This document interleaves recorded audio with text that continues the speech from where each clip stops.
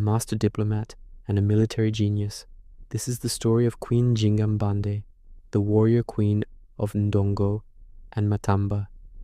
For centuries, colonial historians painted Njinga as a ruthless cannibal, a power-hungry tyrant, a woman who defied the natural order.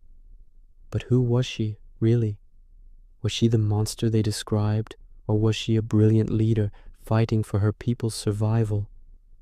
When, against the insatiable greed of the Portuguese Empire, the truth, as we'll discover, is far more complex and infinitely more inspiring. The world in the early 1600s was a chessboard of empires.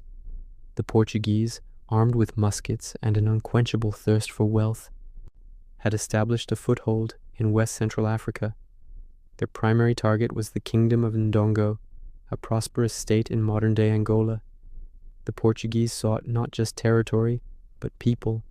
The transatlantic slave trade was booming, and Ndongo was rich in what the colonizers considered their most valuable commodity, human lives. It was into this world of existential threat that Njinga was born in 1583. She wasn't just any royal child. Her name, Njinga, came from the Kimbundu verb kujinga, meaning to twist or turn. Because she was born with the umbilical cord wrapped around her neck.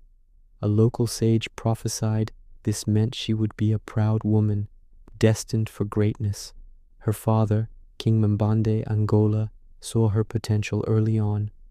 Unlike many women of her time, even of royal birth, Njinga was deeply involved in the political and military affairs of the kingdom. She accompanied her father to war councils, learned to wield an axe as skillfully as any warrior, and was trained in the intricate art of statecraft. Crucially, she also learned to speak, read, and write Portuguese. This wasn't just an academic exercise, it was a strategic tool. Understanding the language of her enemy gave her a window into their world, their motivations, and their weaknesses. She studied their tactics, their religion, and their political divisions. This unique education would become her greatest weapon. The court of Ndongo was a treacherous place. Political intrigue was rampant, and the Portuguese constantly sought to install puppet rulers. Njinga's brother, Ngola Mbande, eventually took the throne, but he lacked her strategic foresight and political courage. As the Portuguese encroached further, capturing thousands of his people and devastating the kingdom, he grew desperate. His attempts at resistance failed, and his diplomatic efforts were weak. The kingdom was on the brink of collapse. In this moment of crisis, he turned to the one person he knew could face the Portuguese on their own terms, his sister, Njinga. In 1622, Njinga was dispatched to Luanda, the heart of Portuguese power in the region, to negotiate a peace treaty. This was more than a diplomatic mission. It was a performance of power, a psychological battle. Upon entering the negotiation chamber, Njinga found the Portuguese governor, João Correia de Sousa, seated in an ornate armchair. For her, there was only a mat on the floor, a calculated insult designed to force her into a subservient position. But Njinga would not be humiliated. Without a word, she gestured to one of her female attendants. The woman immediately dropped to her hands and knees, becoming a human throne. Njinga sat upon her back, meeting the governor's gaze, transforming a moment of intended dishonor into an unforgettable display of royal authority and unshakable pride. The age of diplomacy ended in fire and betrayal. Queen Njinga realized that treaties written in ink were easily erased by blood. She shed her fine diplomatic silks, letting them fall to the dusty ground of her tent as she prepared for the long struggle ahead. Her hands, once used to sign peace accords, now tightened around the rough handle of a heavy traditional battle axe. The negotiator was gone. In her place stood a commander ready to challenge an empire. The metamorphosis was complete. Following the suspicious death of her brother, the weight of the Ndongo crown fell upon her shoulders under the cover of night. She was crowned not in a time of peace, but in the shadow of war, surrounded by her most loyal elite guards. This throne would not be a seat of comfort, but a platform for resistance that would last for 40 years. To survive, she knew her people could no longer remain stationary targets for Portuguese cannons. The exodus began, a massive mobile kingdom of soldiers, families, and livestock vanished into the dense, misty jungles. The rugged mountains became their walls, and the deep forest their fortress. They moved with the shadows, always one step ahead. In the heart of the wild, Njinga sought out the Imbangala, fierce warriors known for their uncompromising strength and tactical brutality. A blood pact was forged. Through ritual and mutual respect, they united their fates against a common colonizing enemy. The Imbangala brought the steel, and Njinga brought the strategy. Together, they became the Portuguese nightmare. Guerrilla warfare became her primary tool. She turned the vast African landscape into a series of lethal traps. Portuguese supply columns, burdened by heavy equipment, were easy prey for her fast-moving strike teams. The strike was always sudden.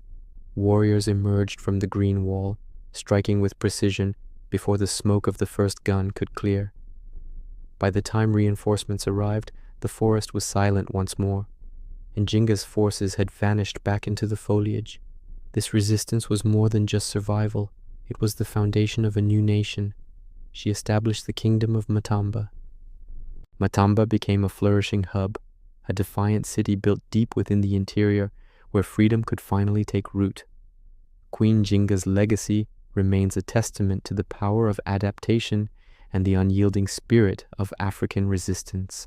The year is 1641, and the winds of global change are blowing across the rocky shores of the Ndongo coast, where a queen prepares her next move.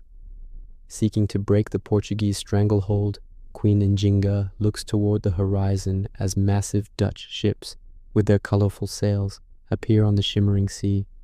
On the sun-drenched beach, she meets the Dutch officers. A historic alliance is sealed with official documents, turning the tide of the colonial power struggle. The peace is short-lived as the drums of war beat once more. Combined forces of Njinga and the Dutch launch a fierce assault on Portuguese Luanda. From a high promontory, Njinga directs her troops with tactical precision. She is not just a figurehead, but a brilliant commander in the heat of battle. The conflict rages across the land, a chaotic montage of steel and strategy as the Allied forces push against the walls of the Portuguese Empire. But Njinga knows that true victory requires more than just weapons. Inside her palace at Matamba, she begins a new kind of war, the diplomatic war.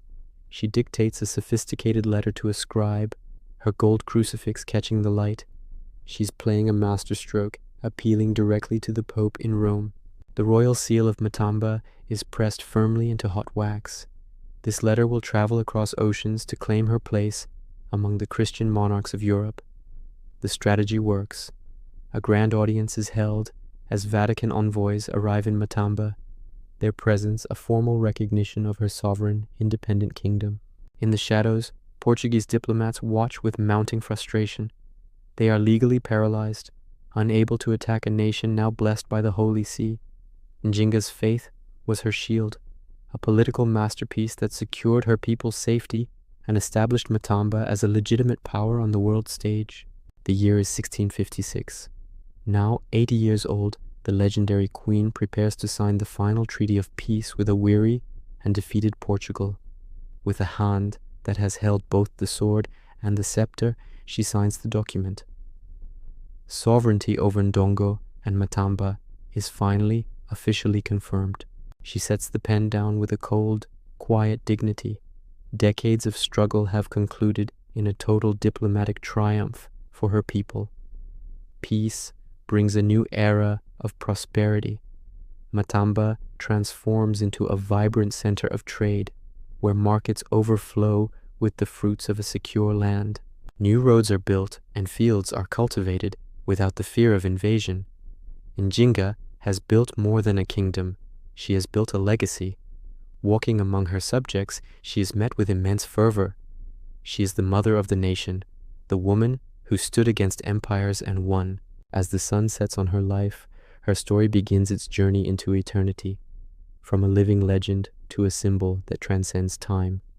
Her image transforms, shifting through the centuries to become a monumental bronze statue standing tall in the heart of modern-day Luanda, Angola. The sky behind her turns to a magnificent golden twilight. Even today, her gaze remains eternal, proud, and fixed on the freedom of her descendants. Queen Njinga, a symbol of resistance. Her life reminds us that the quest for dignity and sovereignty knows no bounds. Thank you for joining us on this journey through the hidden truths of history. Follow African Roots for more untold stories of our past. Subscribe and share. Together, we keep the legacy of our ancestors alive. See you in the next chapter.